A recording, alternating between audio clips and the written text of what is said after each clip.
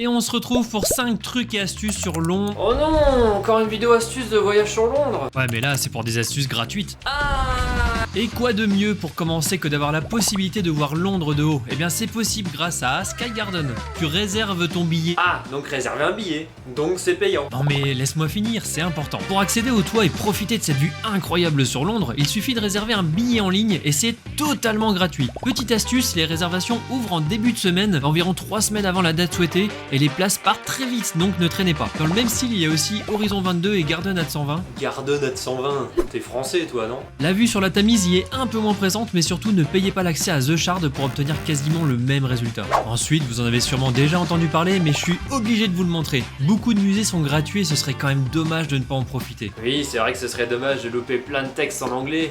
Non, mais le British Museum a quand même de super belles pièces, surtout du côté de l'Egypte. Par contre, je vous conseille de préparer à l'avance les salles que vous voulez visiter parce qu'on s'y perd facilement. Mais il serait peut-être plus utile que je vous transforme, vous et Baladrienne, en boussole. Désolé professeur, mais ce que je vous conseille vraiment c'est le Natural History Museum et le Science Museum. Ils sont côte à côte, super ludiques et vraiment incontournables si vous venez à Londres. Troisième astuce, Outernet London. C'est un immense espace public dédié à l'art, la musique et à la culture, avec d'immenses écrans répartis sur plusieurs étages. Honnêtement, on s'est surpris à s'y poser et à simplement profiter de l'ambiance. C'est totalement gratuit et accessible directement depuis la rue. Si vous passez dans le coin, foncez. Et en plus, on a pu jouer à Tetris sur les écrans géants.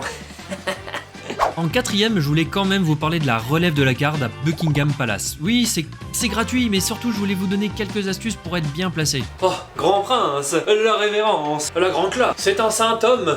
C'est une légère pointe de sarcasme que je sens dans tes paroles. Enfin bref, si vous arrivez très tôt, placez-vous devant la porte principale pour voir les manœuvres dans la cour ou juste derrière les grilles vers le centre. Si vous arrivez un peu plus tard, essayez de vous mettre sur la place au milieu du rond-point, vous verrez les gardes arriver. Et si vous êtes complètement à la masse, ne paniquez pas, installez-vous simplement un peu plus haut dans la rue, vous ne verrez pas les manœuvres dans la cour, mais vous verrez la relève passer sans avoir à vous battre avec la foule. Et enfin, dernière astuce, allez faire un tour dans la plus grande boutique de jouets du monde. Ah ouais, t'as été faire toutes les boutiques du monde pour affirmer que celle-là c'est la plus grande, hein? Alors non, effectivement, mais ça fait rêver, non? En tout cas, avec ces 7 étages de jouets, on ne doit pas être loin.